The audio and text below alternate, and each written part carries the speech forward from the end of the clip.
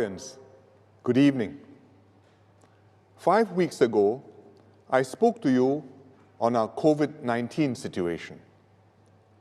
Much has happened since then. So it's timely to update you again and share with you what we can expect down the road.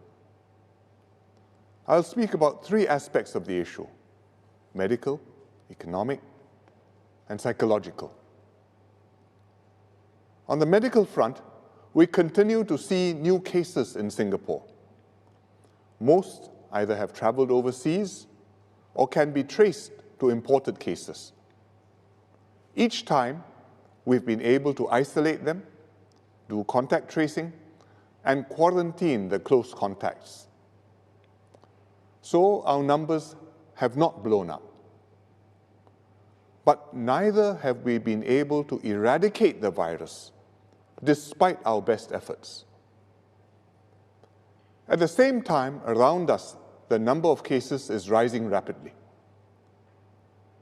China's situation is stabilizing, but new cases are emerging all over the world, in Europe, America, and the Middle East.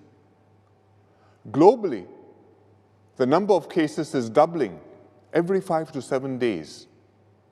Hence, today, the WHO declared COVID-19 to be a pandemic. What does this mean?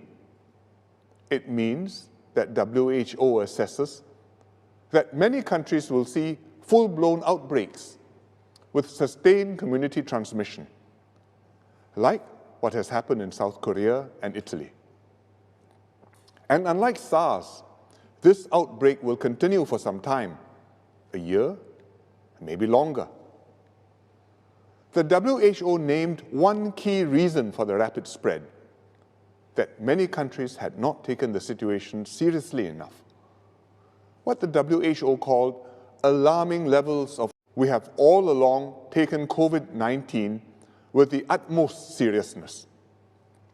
In fact, the WHO praised our efforts and held Singapore up as an example to emulate. But we too face a serious situation.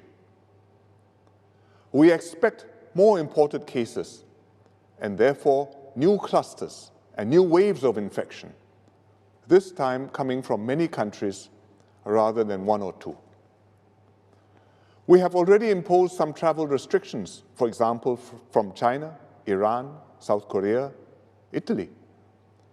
We will have to tighten up further, temporarily, though we cannot completely shut ourselves off from the world. What else must we do?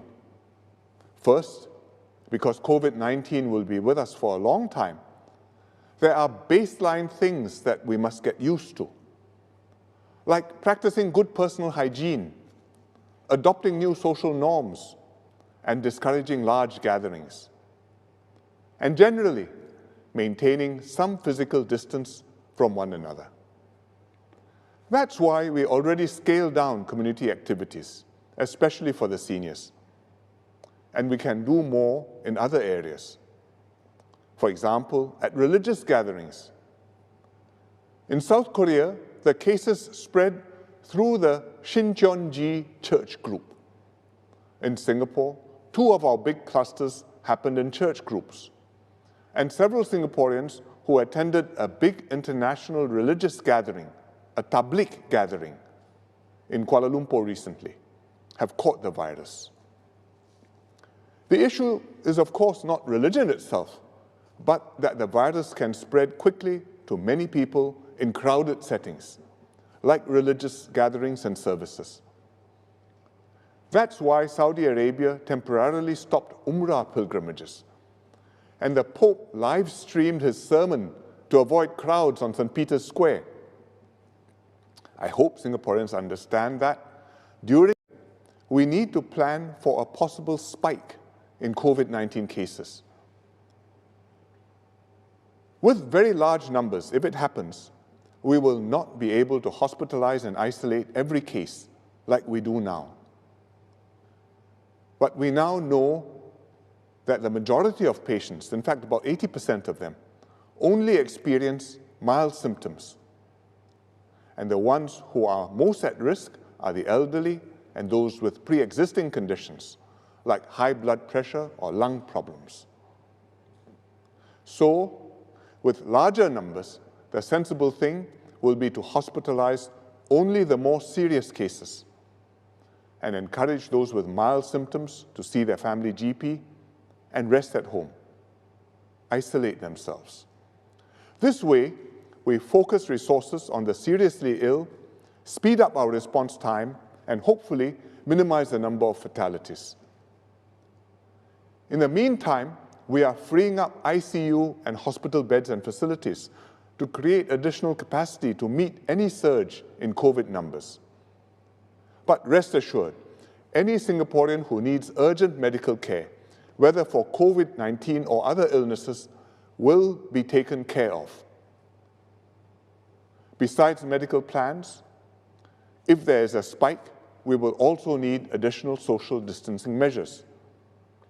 These will be temporary, like suspending school, staggering work hours, or compulsory telecommuting. They will be extra breaks to be implemented when we see a spike in cases. The extra breaks will slow down transmission of the virus, prevent our healthcare system from being overwhelmed, and help bring the numbers back down. After the situation improves, we can ease off and go back to the baseline precautions. But let me emphasize this. The situation in Singapore remains under control. We are not going to DORSCON red.